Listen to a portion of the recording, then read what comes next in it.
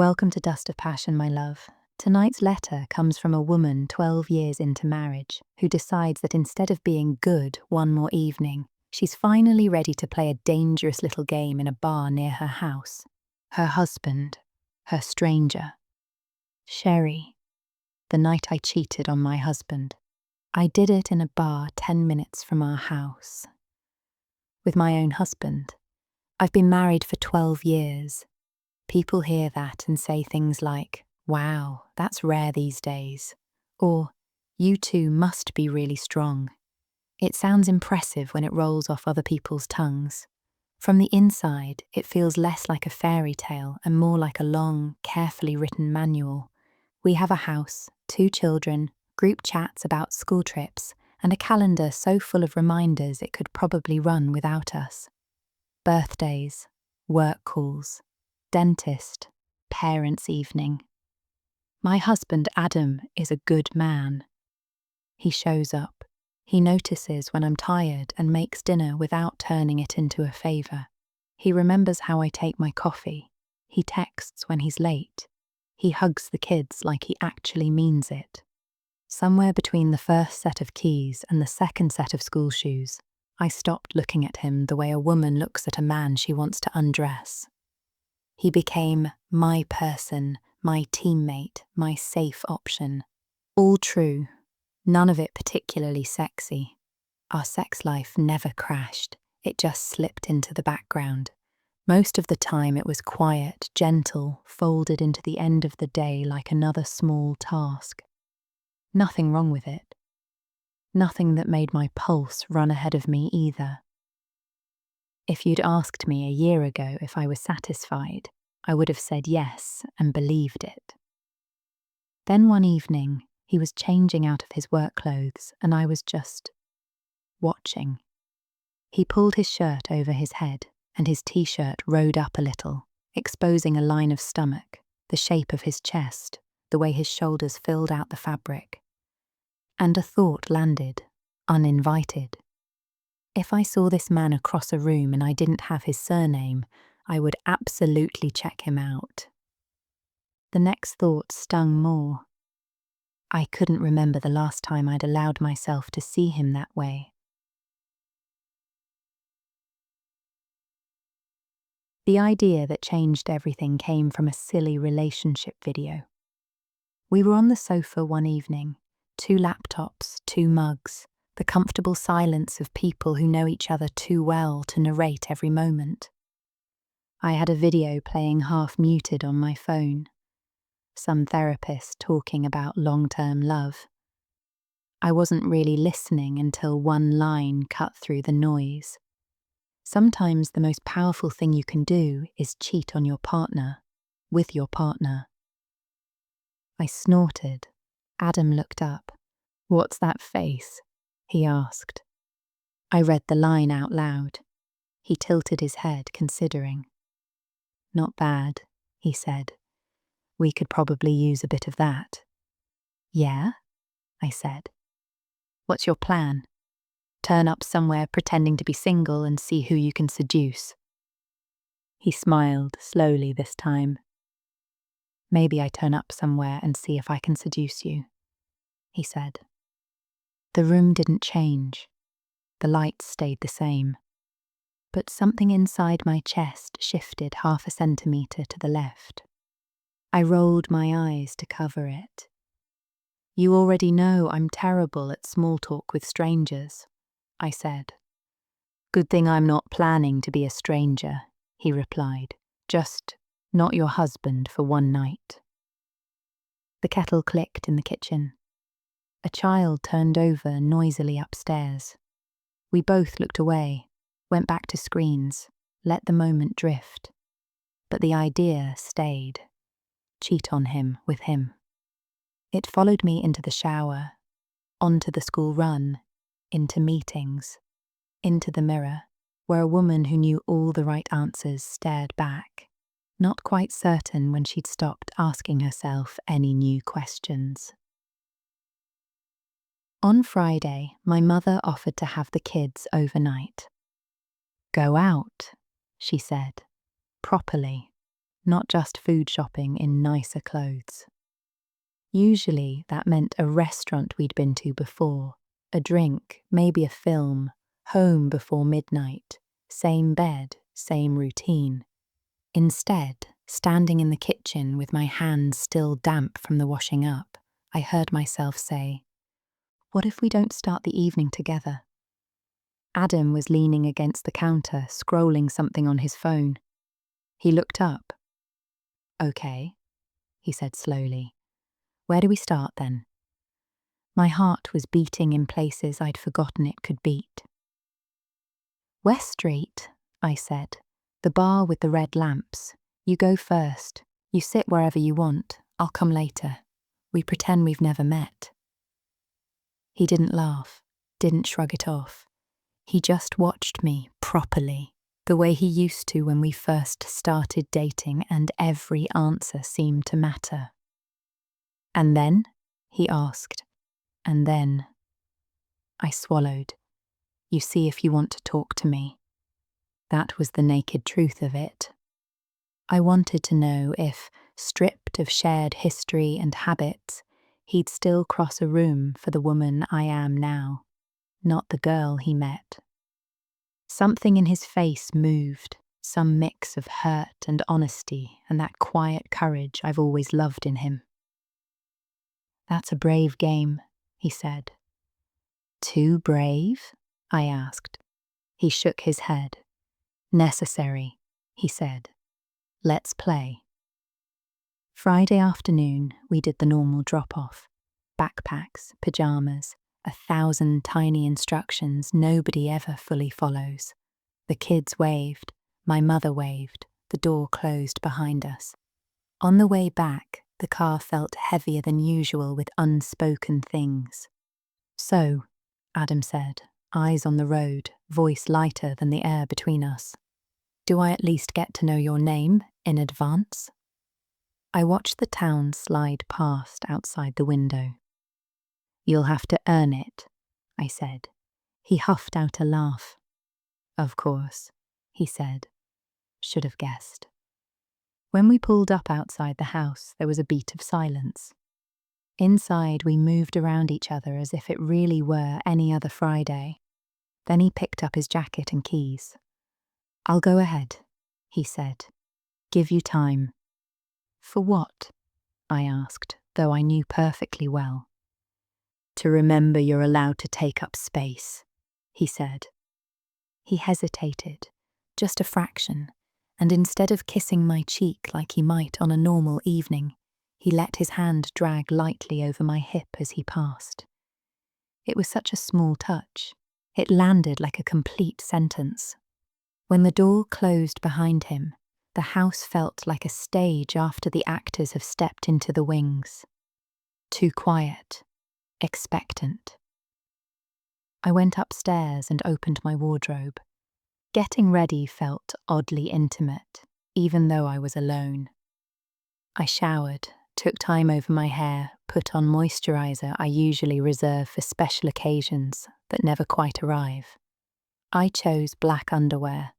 Not practical, not seamless, not designed to disappear under clothes.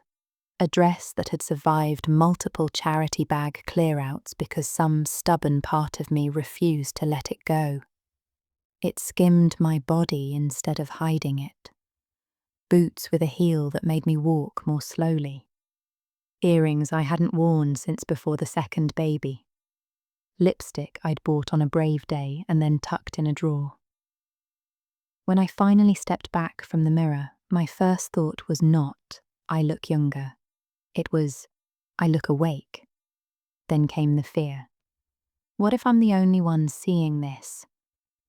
What if I walk into that bar and he looks through me like I'm just another person taking up space? What if given the choice, he wouldn't begin with me again? For a second, my hand hovered over my phone, ready to type, "Let's forget it. Let's do dinner instead. I'm being ridiculous." I put the phone down, picked up my bag, left the house. The bar on West Street was at that point in the evening where everyone had settled in but nobody was ready to go home. Warm light, low music, clinking glasses, pockets of laughter. I stepped inside and felt briefly, acutely out of practice. And then I saw him. He was at a small table under one of the red lamps, half in shadow. Dark shirt, sleeves rolled to his forearms, the top buttons open in a way I wasn't used to seeing. He wasn't hunched over his phone or staring at the floor. He sat the way men sit when they know they have a right to be noticed. A woman carrying drinks to another table glanced at him. Her eyes went back for a second look. Something sharp and unfamiliar twisted in my chest. I had spent years standing next to that man in supermarket queues, at school gates, at family birthdays, acting as if he had stepped outside the category of desirable when we chose each other. Seeing another woman take in what I'd stopped consciously seeing woke something up. I walked to the bar and took a stool. My hand shook just enough that I had to steady it on the counter. The bartender smiled. "What can I get you?" he asked. "Gin and tonic, please," I said. My voice sounded almost normal. As the drink arrived, I let my eyes wander everywhere but towards the back of the bar. The blackboard menu, the bottles, the reflection of strangers in the mirror. I told myself that if Adam didn't move, it wasn't a failure. He might not recognize me like this. He might be too far away, too tired, too deep into the game. But still, my heartbeat was doing that thing, up in my throat, down between my ribs, in the tips of my fingers. And then I felt it. That subtle weight of somebody's attention, direct and unhidden. I turned my head just enough to meet his gaze. He was looking, not like a husband checking his wife had made it. Like a man working out how to approach a woman he doesn't want to misjudge. His eyes travelled over me once, slow, mouth, throat, the line of my dress, knees, and then back up, landing firmly on mine. No surprise, no nervousness, just a quiet, devastating awareness. He picked up his drink, stood, and came towards me. He didn't rush. He didn't dawdle. He just walked like he had already made up his mind. He stopped beside the empty stool next to me. "Is this seat free?" he asked. Same voice, new script. "Depends," I said, fingers around my glass. "Are you going to sit there and say nothing, or are you any good at conversation?" His mouth curved. "I'm willing to be judged," he said, sliding onto the stool. "What are you drinking?" "Gin and tonic," I said. He signalled to the bartender. "Another one of those?" he said, nodding at my glass, and the same again for me. The bartender nodded and moved away. He turned back to me. "I'm Daniel," he said, "in case we end up talking longer than 2 minutes." I hesitated. I could have given him my real name. "Mara," I said instead. He let it sit on his tongue for a second. "Mara," he repeated. "Nice to meet you." At first, we stayed in safer waters. He asked what I did. I told him the truth, minus the domestic soundtrack, project management, emails, timelines, the feeling of always holding 3 invisible lists in my head. He told me about travel, clients, too many airports, a job that kept him in motion more than he'd like. Mostly the truth, lightly edited. We weren't lying. We were choosing which parts of ourselves to put in the spotlight. "Do you come here often alone?" he asked, resting his forearm on the bar, turning his body slightly towards mine so our knees brushed. "Not really," I said. "I'm usually too busy being responsible." "Responsible for what?" he asked. I took a sip of my drink, buying time. "Everything," I said, and it came out more honest than I intended. Everyone. Myself last. He studied my face for a moment. You don't look like someone who should be last on any list, he said. My cheeks warmed. That's a very neat line, I said. It's not a line, he replied. If it were a line, it would be smoother. He said it so simply that I believed him. There was a stretch where the conversation stopped being about facts and started being about undercurrents. I admitted in a careful, half-joking way that sometimes I felt like I'd vanished into roles: mother, employee, planner-in-chief. He admitted in that easy, unforced way he has that he got scared sometimes too. That routine is comfortable until it isn't. That there are days he looks in the mirror and wonders where the man he used to be has gone. It was like talking to a stranger who had the exact map of my house in his pocket. Somewhere in there, our knees stopped accidentally touching and just stayed touching. His hand brushed mine on the bar once. Neither of us apologized. The bartender appeared again. "Another round?" he asked. I opened my mouth to say yes. Adam spoke first. "She's fine," he said. "I'm switching to water." I turned my head. "Do you always decide for other people?" I asked. "Only when I want them to be able to walk in those boots," he said, "and to remember the way home." "You think I'm going anywhere with you?" I asked. His eyes flicked to my mouth and back. "I know exactly where I'd like you to go with me," he said quietly. "I just haven't worked out if you're going to let me." The air between us tightened. "Maybe you talk too much," I managed. He smiled, slow and unapologetic. "Fair point," he said. "Walk with me a bit. Give me a chance to shut up." He stood and held out his hand. It wasn't a question. It wasn't a demand either. It was an invitation I'd wanted all week. I put my hand in his. Outside, the night had settled fully in. Streetlights, a distant siren, a group of people laughing too loudly on the corner. We walked away from the main road, down a quieter street we knew too well. I was suddenly painfully aware this was the same pavement we'd rushed along pushing buggies. The same road I'd trudged down in leggings and an old hoodie, carrying heavy shopping bags. We walked in silence at first. His thumb traced idle circles on the back of my hand, and every lazy stroke felt deliberate. Halfway down the street, he stopped. I turned to face him. Behind me, the cool roughness of a brick wall. In front of me, the man I'd woken up next to more times than I could count, looking at me like he couldn't quite believe his luck. For a moment, nobody moved. Then he stepped closer. Close enough that I could feel the warmth of his body, the faint smell of his cologne under the bar, the sound of his breathing. His hands came up, slow, framing my face without quite touching at first. Then his fingers slid along my jaw, thumbs resting just beneath my ears. He looked into my eyes as if searching for something. Hesitation, doubt, a no. He must not have found it. He leaned in and kissed me. It was not careful.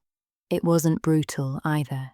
It was the kind of kiss that makes you remember your own mouth. Firm, hungry, utterly focused. His lips parted mine. His hand moved to the back of my neck, and everything I hadn't allowed myself to feel for so long shot through me in one electric line. I heard myself make a sound I hadn't heard in years. Small, involuntary, pulled from somewhere low in my belly. My hands found his shirt, fingers curling into the fabric, dragging him closer. He pressed me against the wall with his body, not crushing, but solid enough that I felt anchored and lit up at the same time. the rest of the world blurred. If someone had walked past, I think I genuinely wouldn't have noticed. He broke the kiss just enough to rest his forehead against mine, his breath hot against my lips. "Home?" he asked, voice rougher now. I could have played hard to get. Stretched the game. I didn't want to. "Yes," I whispered, "home." The taxi seemed smaller than usual. Or maybe we were just sitting closer. His hand rested on my thigh, thumb moving in slow, steady strokes that made it very hard to focus on anything outside the car. Neither of us spoke. There was nothing to say that our bodies weren't already screaming. At our front door, my keys felt clumsy in my hand. He leaned in behind me to steady the lock, and his breath brushed the side of my neck.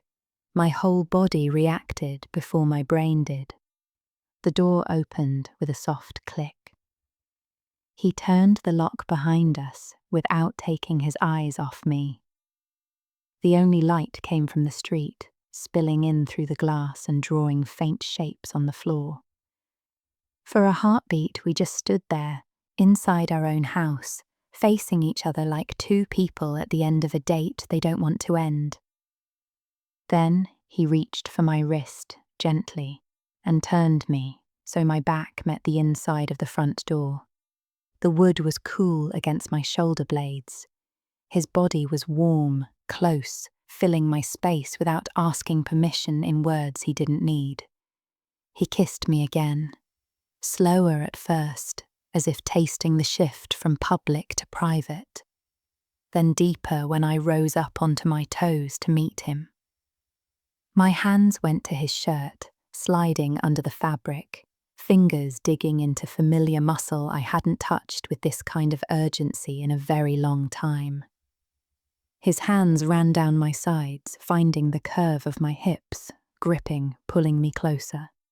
When his thumbs brushed the bare skin just above the waistband of my dress, I felt my knees threaten to give.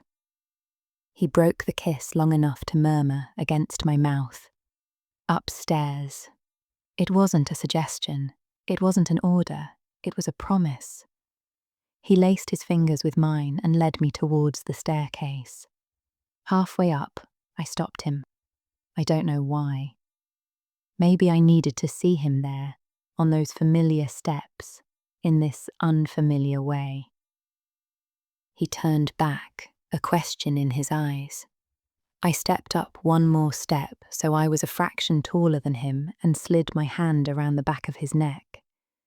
From that angle, with his face tilted up towards mine, he looked almost boyish and completely undone. I kissed him there. On the stairs we'd climbed 1,000 times carrying laundry and sleepy children. His hands found my thighs, steadying me, fingers pressing into my skin through the fabric of my dress. For a moment, the entire world narrowed to the creak of a step, the heat of his hands, the way he made a low sound in his throat that I felt everywhere. When we finally reached the bedroom, my hair was a mess, my lipstick a ghost, and I had no idea where my bag had ended up. I knew exactly where I was, though, not just in a room I sleep in every night.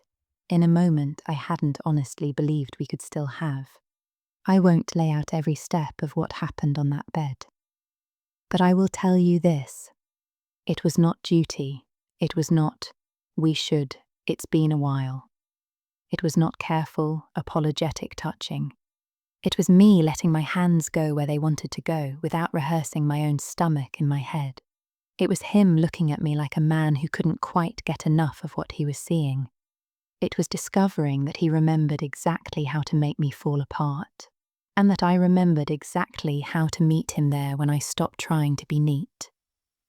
And in the middle of it, at some point when the world had narrowed to breath and skin and the weight of him, he put his mouth to my ear and said, "Lo, I've missed this version of you." It almost undid me more than anything else, because I had too. Morning light is unforgiving for some things. Mascara smudges, beds unmade, real life waiting in piles on the floor. It was filtering gently through the curtains when I woke up. Adam was behind me, arm heavy over my waist, hand resting on my stomach. The familiar warmth of his body pressed along my back. Our bedroom was exactly the same as every other morning. Books teetering on the bedside table, a pair of socks that had missed the basket, a drawing from one of the kids crookedly taped to the wall. And yet, lying there, I felt like someone had quietly shifted the furniture inside my chest. The word cheated floated through my mind and didn't sting. Instead, it tasted honest. I had betrayed something, but not my marriage. I had betrayed the story that said long relationships have to fade to beige. I had betrayed the habit of treating desire as optional. I had betrayed my own belief that wanting more made me ungrateful. He stirred and pulled me closer, nuzzling into my neck. "Hey," he murmured, voice thick with sleep. "Hey," I said. After a moment, nerves fluttered across my ribs. "Do you wish we hadn't done that?" I asked. He went still for a second, then he kissed my shoulder. "Meeting a woman like you in a bar and getting to take her home?" he said softly. "That's one of the better decisions I've made." I turned to face him. His hair was sticking up. There was a faint, stubborn smear of my lipstick near his jaw, and his eyes were softer than they'd been in a long time. He wasn't a different man. He was the same man I'd chosen all those years ago. I'd just remembered why. "I'm not going back to sleepwalking," I said. He understood exactly what I meant. "Good," he said. "I liked last night's Mara." "You've always had her," I said. "I just stopped introducing her to you." He smiled, slow and genuine. "Reintroduce her as often as you like," he said. "I'm not going anywhere." "Sherry, I don't think one night of pretending fixes 12 years of patterns. We still argue about stupid things. We still forget appointments. There are evenings when we're too tired to do more than lie next to each other scrolling on our phones. But something changed. Not in who he is, in how I let myself see him, in how I let myself be seen. I stopped treating him like a piece of furniture that belongs to me, and I stopped acting like my own desire was a luxury item we couldn't afford. There is a particular kind of power in looking at the person you share a life with and choosing them again with your eyes, your hands, your body, not because you promised to, but because, given the option, you still would. If any of your listeners has a partner she once chose with her whole self, not just her sensible side, this is what I want to say to her. You don't always have to go looking for a storm or a stranger. Sometimes the person who can ruin your lipstick in the best possible way is already holding your spare house key. Sometimes cheating on the routine and letting yourselves meet again on purpose is the most faithful thing you'll ever do. Your fan, Lidia. When routine starts to feel like a third person in your relationship, sometimes the bravest thing you can do is meet each other on purpose again. I'm Sherry Pearl. This is Dust of Passion, and if you don't want to miss the next letter, hit subscribe and stay with me for the next night.